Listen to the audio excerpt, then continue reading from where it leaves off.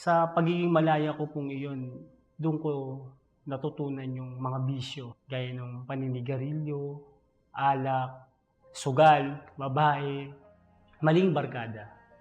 Do'n ko din po natutunan yung pagmamariwana. Yung misis ko nagsawa na iniwan niya ako. Dinala niya yung dalawa kong anak.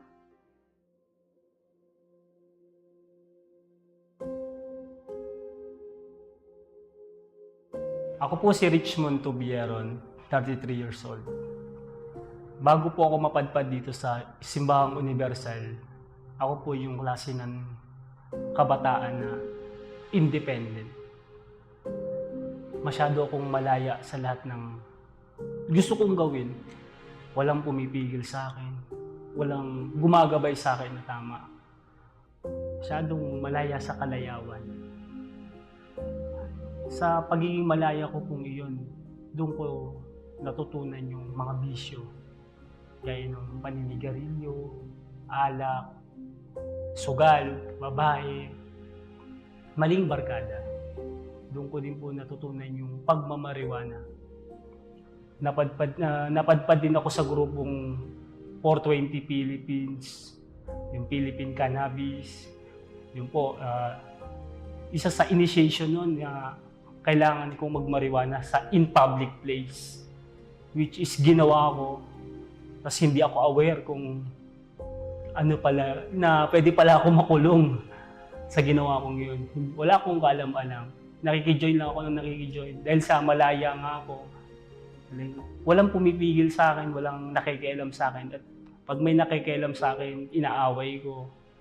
Yun po. And then, nung time mo na po na yun, talagang naninira na rin kami ng buhay ng mga inosente. Dahil napadpad ako, nakasali din po ako sa gangster. Yung gangster na yun, yung gawain nila, talagang masama. Nang-hold up, and then bisyo, sugal, tugtugan. Talagang may mga pong mga kababaihan na to the point na pag nagiinuman kami, bebetsinin pa po namin yung kainuman naming babae para magawa namin yung kahalayan. Masyado nga po akong malaya, talaga ginagawa ko yun. Naging leader po ako ng isang clan. Doon ko nakilala din yung misis ko. Ako yung promotor nung sinasabing clan, ako yung leader, ako yung founder. Magsiset up ako ng EB para mag-inuman kami. Yung misis ko ngayon, siya yung girlfriend ko noon. Ginagawa namin yung makamundong bagay na talagang wala kaming alam na mali pala yung ginagawa namin. Ginagawa lang namin yung gusto namin. Hanggang sa nabuntis ko po siya. Nagkaroon kami ng anak. 2 anak. Pero yung buhay ko, piling binata pa rin. Ginagawa pa rin yung gusto. Hanggang sa nasira po ng tuluyan yung buhay ko noon. Nung yung misis ko nagsawa na iniwan niya ako. Dinala niya yung 2 kong anak. Hanggang sa napadpad po ulit ako dito sa simbahan. Doon ko na-realize na may dapat na akong gawin.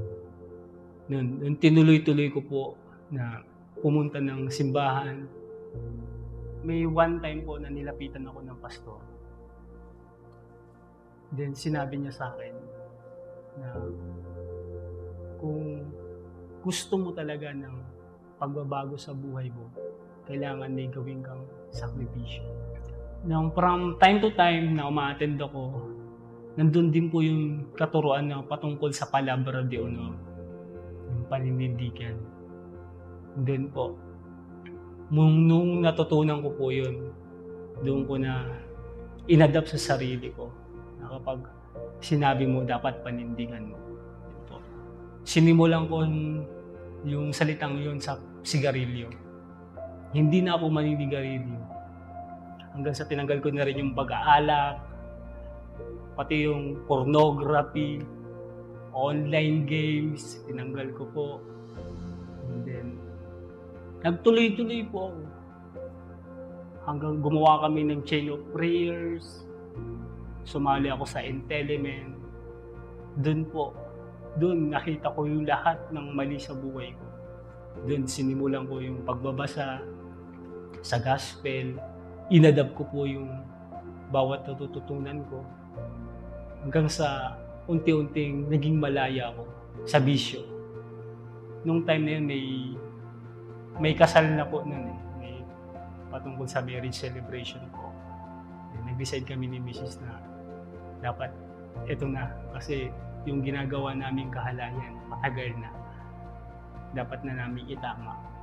And then po, dumating po yung pagkakataon na magkaroon ng 21 days of fasting of Daniel. Nung first time ko pong sumali, doon ko na-receive yung gabay ng Diyos, yung Holy Spirit.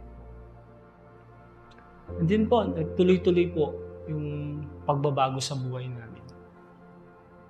Ngayon, nagkaroon na po kami ng sariling tahanan ng asawa ko. Malaya na kami, nagagawa na namin yung desisyon namin. Ngayon, mas nagagamit na po kami ng Diyos. Nakakapag po kami ng special work, and then nag-evangelize po. Pati na rin po yung mga anak ko, sumasama na din po. Ngayon po, ako at ang pamilya ko, buong pamilya ko po, ay naglilingkod na sa Diyos dahil natanggap na namin yung kumpletong kasiyahan.